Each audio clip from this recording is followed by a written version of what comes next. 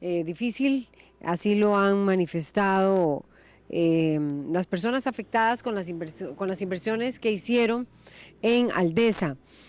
Vamos a conversar por el momento porque está un poquito atrasado don Gonzalo Mesa. Él es abogado de la Federación Costarricense de Asociaciones Solidaristas. FECASPRI se llama esta asociación. Y bueno, es uno de los grupos porque las personas adultas mayores, tanto veíamos el caso de doña Flora Fernández, que nos citaba lo que sucedió con las inversiones hechas por su madre, como también don Rodolfo Hernández, quien fue candidato presidencial del Partido Republicano, que son es otra de las personas que tiene inversiones en Aldesa. Se han visto afectadas porque recuerden que esta empresa está en este momento en análisis en los tribunales para ver si se realiza una intervención que ellos solicitaron y que les permita, o buscar una solución que les permita recoger el capital por 5 años, digámoslo así, y no pagarle a los inversionistas por ese periodo más o menos, mientras se logran tener los recursos suficientes para resolver las inversiones. Por supuesto, este plan en una primera parte ha sido rechazado y por parte de los tribunales, y la resolución es un tribunal civil, y la resolución fue apelada ya por Aldesa. Siempre hemos invitado a Aldesa para que nos hable sobre esos temas, pero no hemos logrado que esté con nosotros. Vamos a iniciar entonces, como decíamos, con Gonzalo Mesa. Esta otra información de que el esposo de la fiscala general de la República, en donde se lleva a cabo, pues por supuesto, la investigación, las pesquisas se realizan sobre lo que vaya a acontecer con el caso de Aldesa, y que el esposo de la fiscala sea uno de los abogados del presidente de Aldesa, Javier Chávez.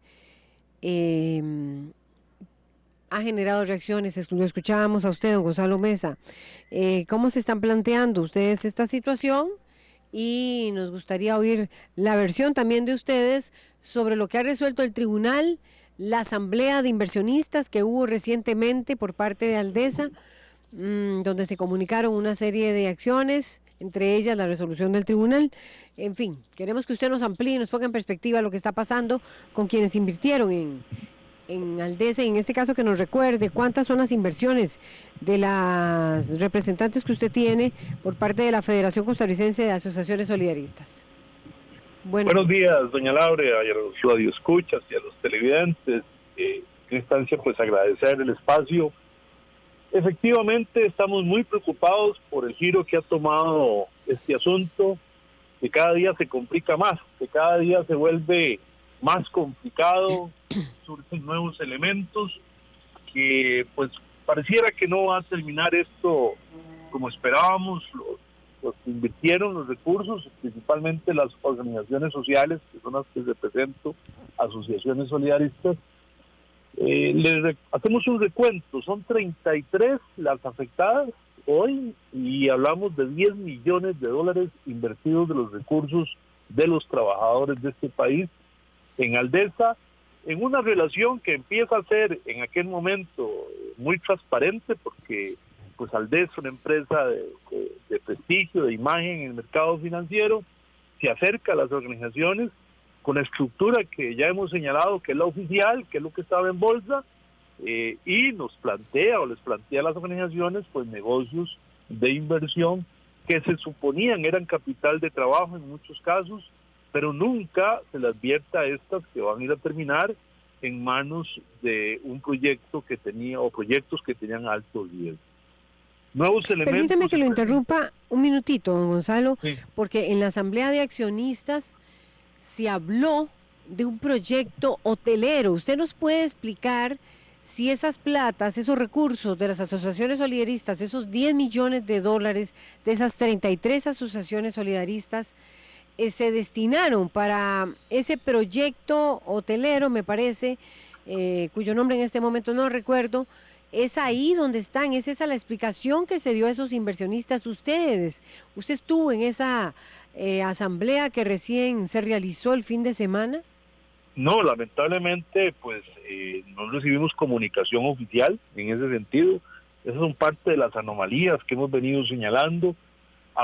Una comunicación deficiente, incluso en este momento hay al menos 3 asociaciones que no han recibido comunicados formales hasta el momento, y eso es un tema que ya hemos advertido al DESA, hemos tenido, pues apelando a ese espíritu de buena voluntad que debería prevalecer en esto, que se mejoren las comunicaciones, que se mejoren las actuaciones que están realizando. Tuvimos una reunión con el gerente del puesto de bolsa, porque uno de los afectados fue por el puesto de bolsa y su dinero y simplemente no aparece. Vamos a Sama y en Sama no está, no fue trasladado, entonces está en un limbo y estamos esperando una comunicación oficial en este caso. Nosotros no fuimos convocados, debo decirle claramente que ninguna de las asociaciones recibió comunicación expresa de esta asamblea que se realizó. Por ende, pues, los clientes tienen derecho a presentar las apelaciones del caso. Hasta el momento hemos manejado una situación meramente administrativa, como se le he comentado en un programa anterior. Nos parece muy irresponsable que Sujeval no esté tomando una posición clara en este tema. Nosotros hemos presentado una denuncia formal en nombre de una al menos de las asociaciones solidaristas y nos parece que Sujeval debe participar y debe aclararle al país y a estos inversionistas qué pasó con sus dineros. Nosotros no tenemos claro dónde están los dineros, les repito. Los documentos que se tienen, en algunos casos dice capital de trabajo de Aldesa, nunca un proyecto específico, nunca le dijeron a las asociaciones dónde iban a terminar sus dineros, sino que hicieron una captación y al final pues nos estamos dando cuenta que terminan en proyectos inmobiliarios de alto riesgo, como fue uno en Guanacaste, pero en ningún momento Un hotel. las asociaciones. Bueno, entre otros, ¿verdad? Porque hay desarrollos inmobiliarios también que tenían en otras partes del país, o sea, ellos captaron recursos, y esto no es nuevo, los problemas venían de atrás. Ya cuando hemos entrado a estudiar la información nos damos cuenta que ya desde el año pasado venían en problemas y no lo hayan alertado. Incluso don Javier Chávez visita personalmente algunas de las asociaciones solidaristas para decirle que tengan calma, que sigan invirtiendo, que lo que está pasando pues es situaciones propias de su empresa, pero que no hay por qué preocuparse, lo cual era totalmente falso. Ya había una situación gravísima en Aldesa en ese momento y seguían gastando recursos. Don Gonzalo, sí, me estaba diciendo, ustedes ubíquenos en la situación jurídica en este momento.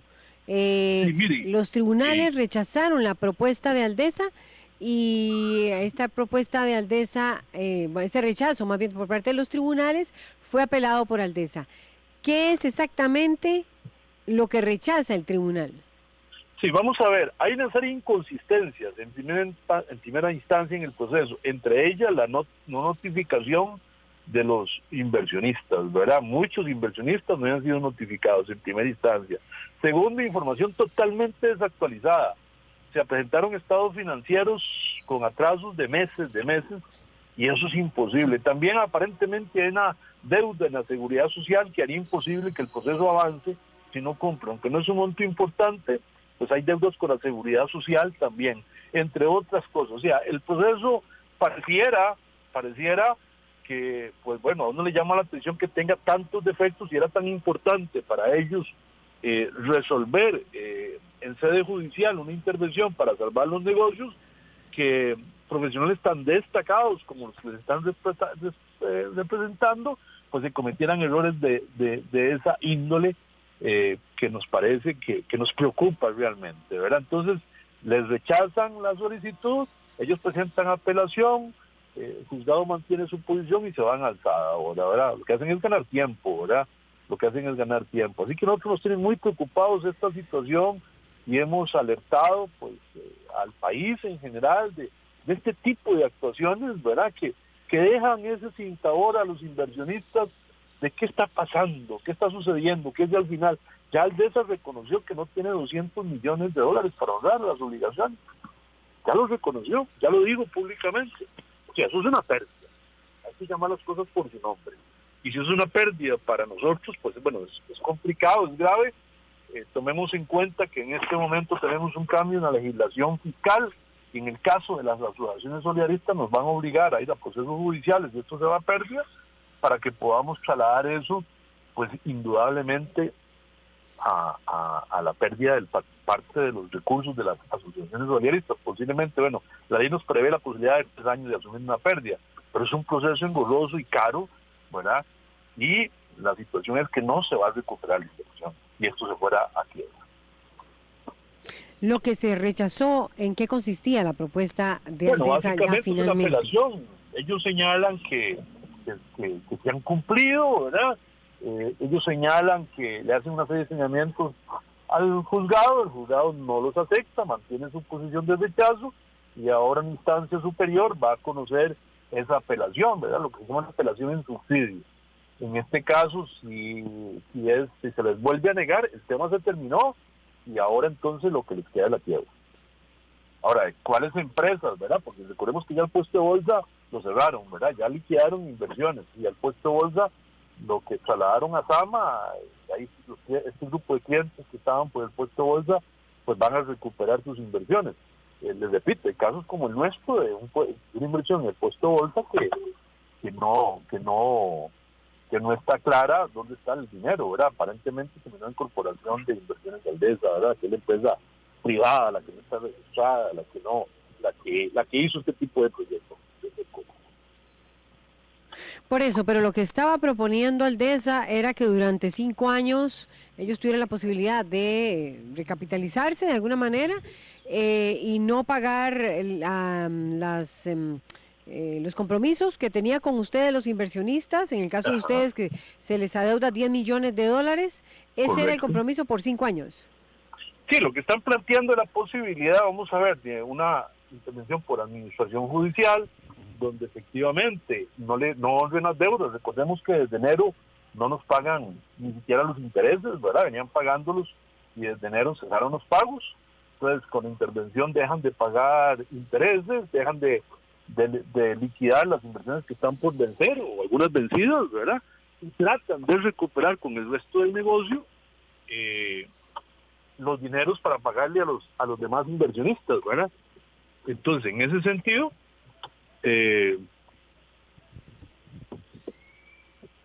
aló, en Sí, ese sentido, le escuchamos. entonces, lo que se genera es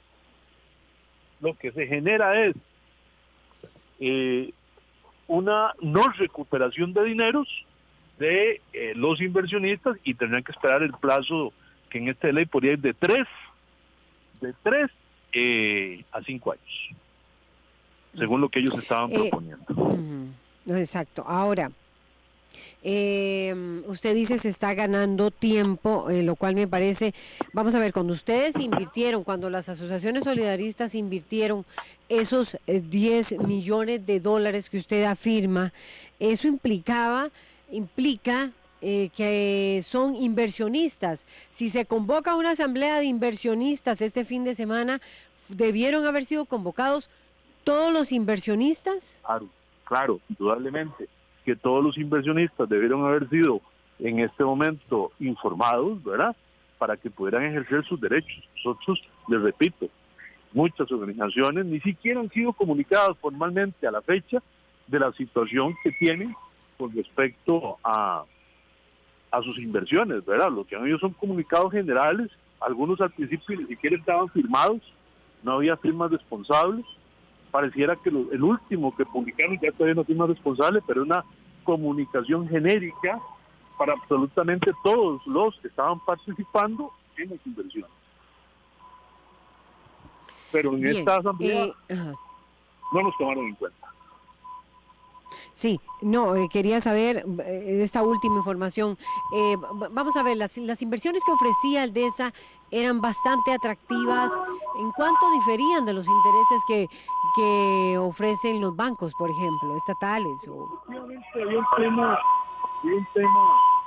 de rendimientos, pero lo que privó más en el momento de hacer la inversión obedece siempre, en este caso, a más bien la empresa. Obedece más bien a la empresa este momento en la oferta.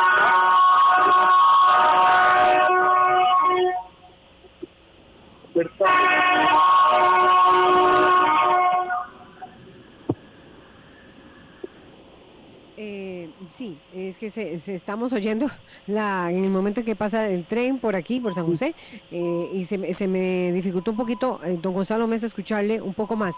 Finalmente, me gustaría conocer su opinión.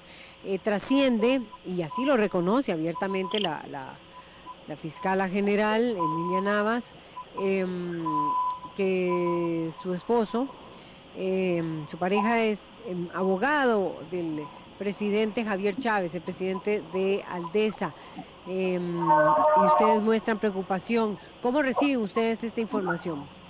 Miren, nos toma por sorpresa, ¿verdad? Nos toma por sorpresa, pues conocemos de la trayectoria de don Francisco, es un profesional de alta calidad, reconocido en este país, pues probablemente sabíamos de su situación matrimonial, ¿verdad? Y en otros casos, pues efectivamente él ha tenido participación, pero sí, señora fiscal, tiene, nos, ¿verdad? Nos tomó por la relevancia del asunto. Recordemos que ya tenemos doña Edna, su esposa, ¿verdad? Funcionaria de alto nivel de este país, involucrada con los negocios, y que de alguna forma pues le da una característica de interés público a lo que está sucediendo, ¿verdad? En el caso Francisco, sabemos de la calidad de profesional, algunos de nosotros en algún momento hemos estado en el aula compartiendo con él, en fin.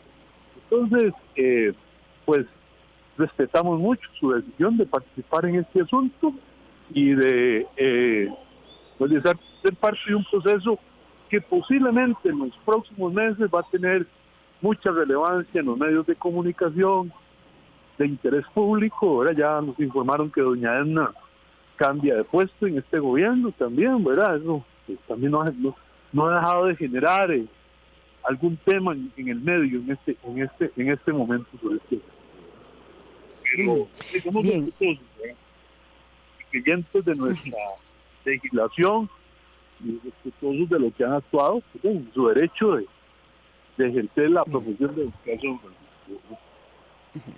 Bien, don Gonzalo Mesa, gracias, abogado de la Federación Costarricense de Asociaciones Solidaristas. Voy de inmediato con Flora Fernández, quien es otra de las afectadas, las solidaristas y las personas adultas mayores. Doña Flora, el caso es que su madre invirtió en Aldesa y así está también el caso de Rodolfo Hernández, quien fuera candidato presidencial del Partido Republicano, director del Hospital Nacional de Niños.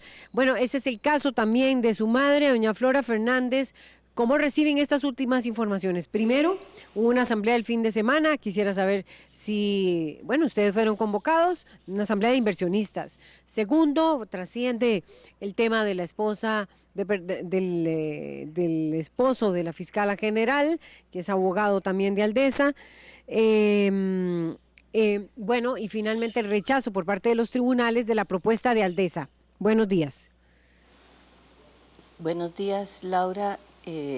Efectivamente, mi mamá, yo no podría calificarla de inversionista.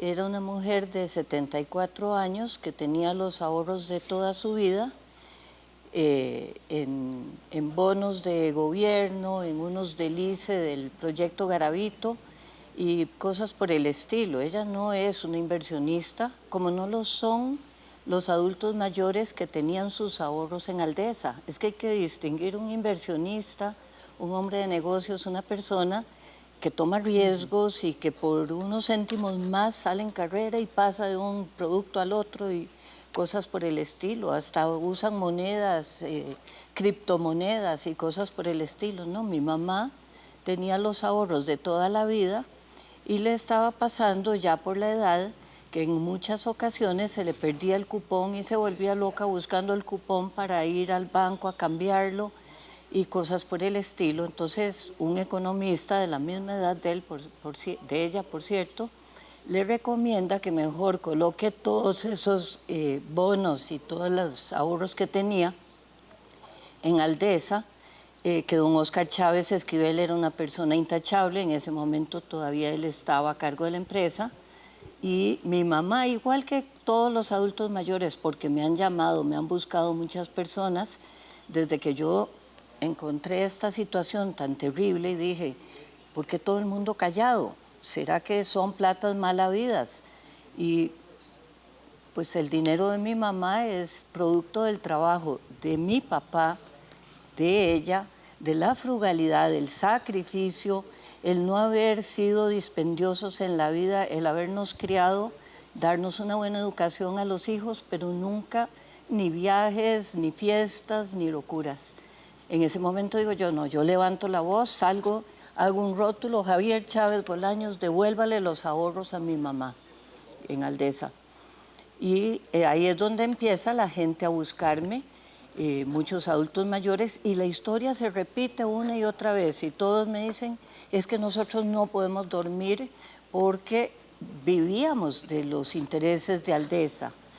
Muchos dicen, es que perdimos todo. No, aquí no se ha perdido nada. Aquí se va a recuperar hasta el último céntimo, porque esa plata no se evaporó. Esa plata no desapareció del día a la mañana. Esa plata tiene que estar en algún lugar y tenemos que tener la posibilidad de recuperarla. ¿Qué fue lo que pasó con los ahorros de mi mamá en bonos de la deuda, de Garavito y todo por el estilo? Que el corredor de bolsa seguramente le pagaban comisiones un poquito más altas, esos sí son los que andan en jugadas raras. Y le fue trasladando todo a Aldesa Corporación de Inversiones.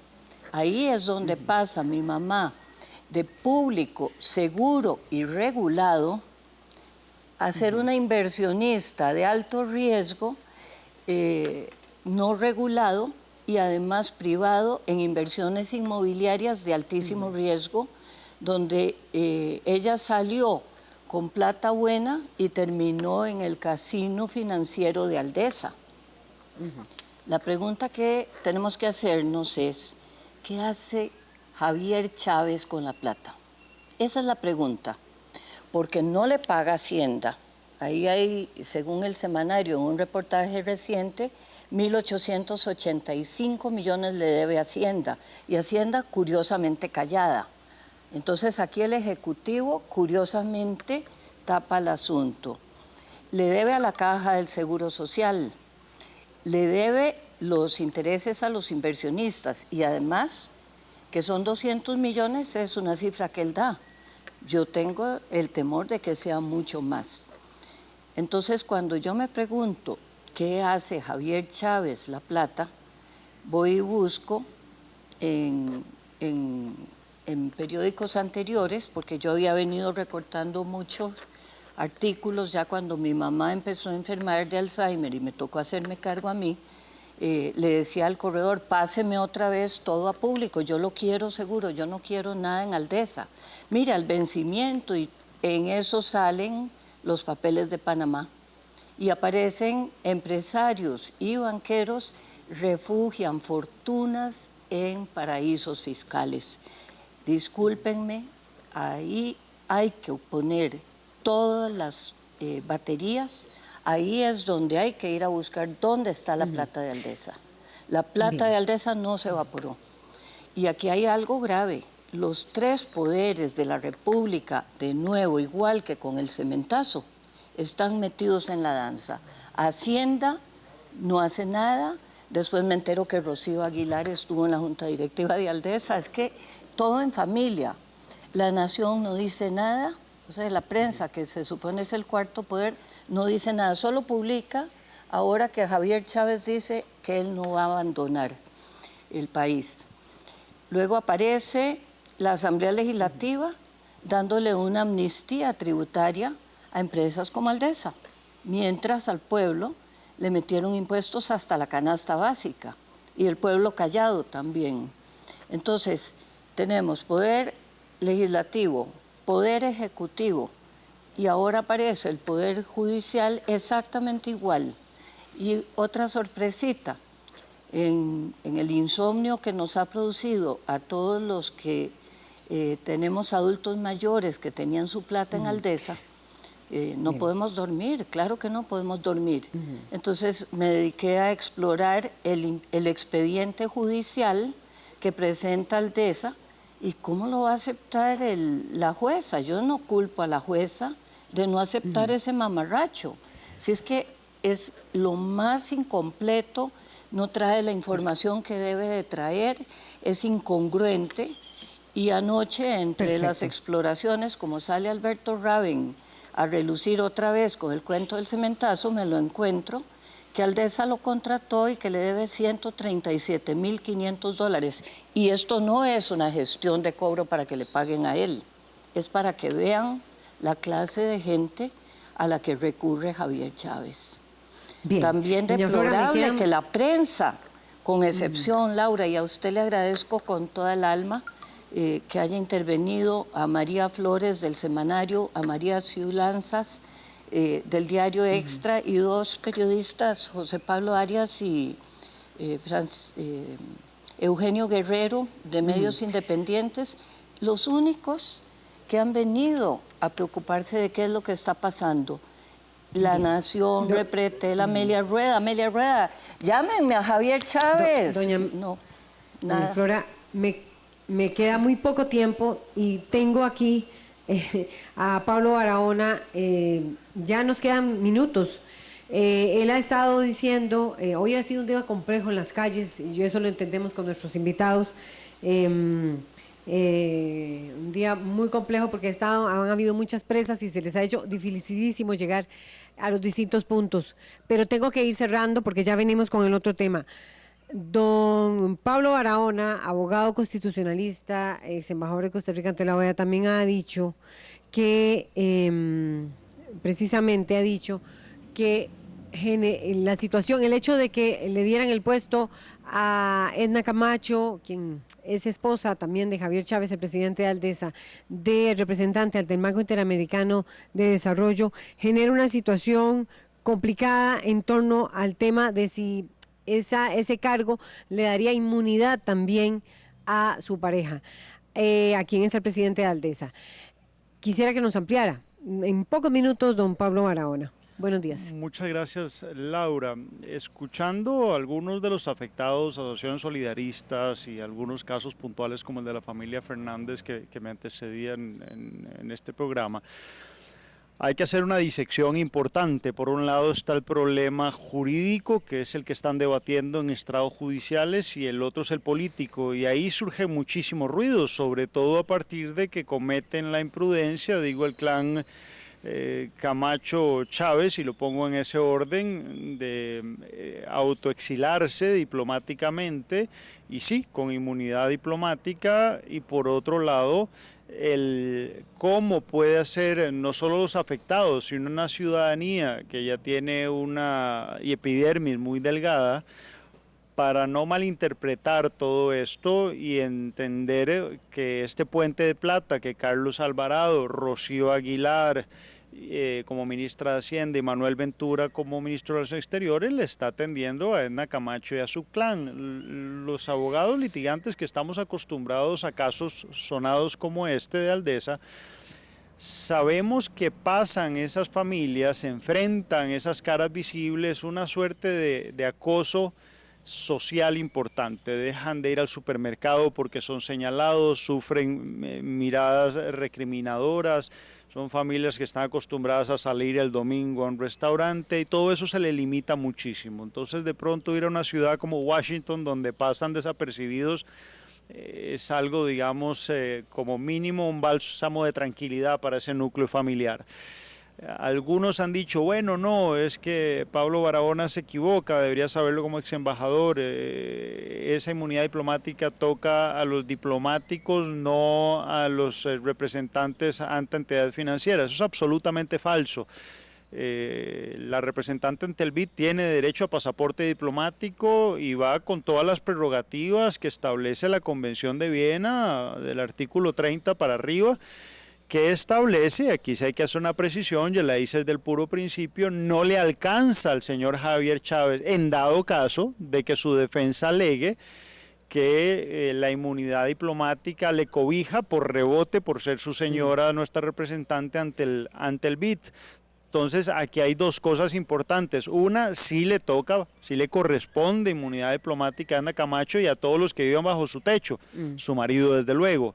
De eso no debe haber mayor debate. Tan es así, Laura, que lo pongo como ejemplo, Otón Solís ante el BCIE tiene también inmunidad diplomática, pasaporte diplomático, pese a que incluso no ha salido de Costa Rica. Ahora, la discusión que hay que aclarar, porque algunos entonces, jugando un poco sabelotodos, dicen sí, pero no lo cubre frente a la jurisdicción nacional, solo frente a la jurisdicción estadounidense. Hay dos precisiones que hacer. Si no lo cubre, al final, cuando los jueces penales decidan que esa defensa, que podríamos llamar previa, alegada por los abogados de Javier Chávez, en dado caso, porque la libertad con que se ejerce el derecho de defensa hace que los abogados penalistas dicen, a mí no me importa mucho si esto le genera ruido a su esposa Ana Camacho, yo voy a alegar que usted tiene inmunidad diplomática y que vean los jueces penales y que nos digan que no, porque Flora Fernández y la Asociación Solidaristas y todos deben de saber que este nombre judicialmente tiene un juego, que es tiempo. Es decir, Chávez lo que necesita es tiempo, entonces alegar esto le da más tiempo porque los jueces tienen que meterse en una materia árida, que es la Convención de Viena sobre relaciones diplomáticas, no consulares, tienen que meterse a debatir para al final decir sí, no le aplica. Entonces ahí ganaron tiempo. Y la otra cosa que no hay que olvidar, Laura, también, y aquí nadie está viendo, y en este primer escenario hay que decir, gracias a esta advertencia que yo decía en redes sociales la vez pasada, cierro, algunos de los abogados representantes de estas personas afectadas se pellizcaron y ya han pedido esta semana impedimento de salida para el señor Chávez. Vamos a ver si se lo declaran. Dos elementos más. Las quiebres en bolsa y los desfalcos en bolsa muchas veces pasan por transacciones en la bolsa de Nueva York, que es la bolsa principal. Y ahí sí, si esto fuese una jurisdicción en Estados Unidos, tendría, que es a la que más le temen normalmente los que se ven implicados en estos escándalos, en estos procesos judiciales, ahí sí la protección de la inmunidad diplomática costarricense cubriría a Javier Chávez, en dado caso, si el juicio se residiera en Nueva York o en algún otro lado donde hay bolsas internacionales, ahí sí lo protegería. Perfecto. Y nada más cierro con este último elemento, Laura. Lo elegante, lo fino, si hubieran tenido perspectiva, si hubieran tenido buena asesoría el presidente, Rocío Aguilar, que es la que nombra hasta ante el BID, porque no es una diplomacia política, es una diplomacia económica, por decirlo así, entonces nombra al ministro de Hacienda, siempre ha sido así. El ministro de Relaciones Exteriores es el que extiende el pasaporte diplomático, sí, por eso está ese triunvirato, Carlos Alvarado, Rocío Aguilar y Manuel Ventura metido en el mismo saco, y se han equivocado los tres y todos sus asesores. ¿Por qué? Porque el artículo 37 de la Convención de Viena establece que puede renunciar el Estado a la inmunidad de su representante, con lo cual hubiera tenido que condicionar a Ana Camacho. Mire, para evitar ruidos, usted está capacitada para el cargo como economista, le hemos mandado un trabajo muy sensible, muy técnico. Vamos a renunciar a su inmunidad, no le vamos a dar pasaporte diplomático, para que así su fuero familiar tampoco lo tenga, sobre todo su marido. O al menos váyase usted, pero no lleve a su marido en este viaje, que eso sea un compromiso. Creer hoy nada más en declaraciones de Javier Chávez interesadas de que yo no voy a abandonar la cosa, está difícil. Hay gente que está presa en prisión preventiva por montos mucho menores y por hechos mucho más graves.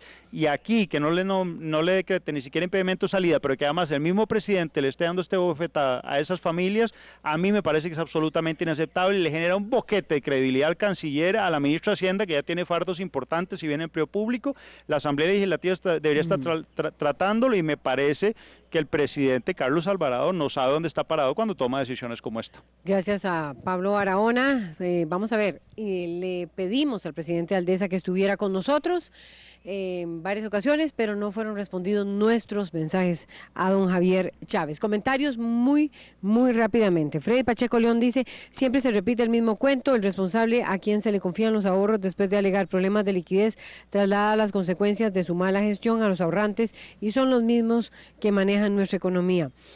Oscar Salas dice, diría que los directores del solidarismo como don Gonzalo y otros de ese gremio son los que deben de responder por la pérdida. Todo el mundo sabe que invertir en garroteras es muy riesgoso. Y Alan Demo 107 dice, lo que llama la atención con Aldeza es que dónde estaba el control por parte de la Sujeval. Es claro que su caída venía desde hace buen tiempo y esta nunca informó nada. Bueno, gracias a Pablo Barahona, a Flora Fernández y también a don Gonzalo, representante Fernández de las Asociaciones Solidaristas, por ponernos en perspectiva este tema. Le pedimos a Javier Chávez que nos acompañara, pero no fue posible tener su respuesta. Vamos a una pausa. Las implicaciones, qué es lo que está pasando en la guerra comercial entre los Estados Unidos y China, pero también con Huawei y la tecnología. Ya venimos.